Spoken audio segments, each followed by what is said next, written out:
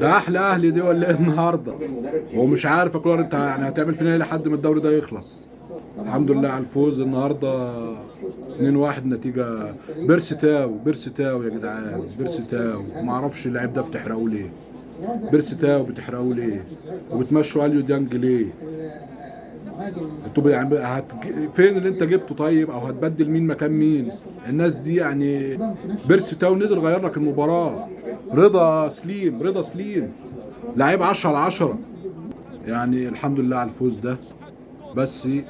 والحمد لله ان كان في اخطاء النهارده كتير. يعني النهارده كان في اخطاء كتير، مس باص كتير.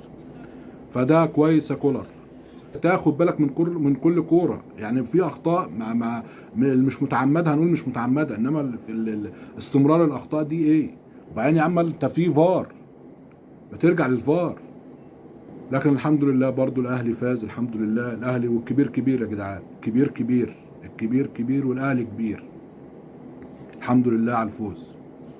وبالنسبه للهدف اللي دخل فينا، يعني يا محمد الشناوي كل ماتش هدف يكون انت تتحمل نسبه كبيره فيه. يعني انت ما يخش فيك هدف زي ده، تحرك بطيء على الكوره، مفيش توقع. اللاعب راح اصلا واستعد للشوط، انت تحركك بطيء خالص. يعني محمد الشناوي انا اشوف، يعني انا بقول محمد الشناوي يجدد، يعني يجدد برضه، ولاعيب كبير ومهم وكابتن. لكن يعني مش عارف، احنا في وقت صعب يا شناوي، يعني ما تصحى وتركز اكتر من كده. الموضوع مش بسيط، واحنا معتمدين، يعني عندنا امل في ربنا، وبعدين في اللعيبه ان ناخد البطوله دي. عندنا امل في ربنا ان نخلص البطوله دي، واحنا عارفين ان الاهلي يقدر يخلص. خطأ شناوي مش عارف، حارس مرمى كبير زيك يغلط في الكور اللي زي دي.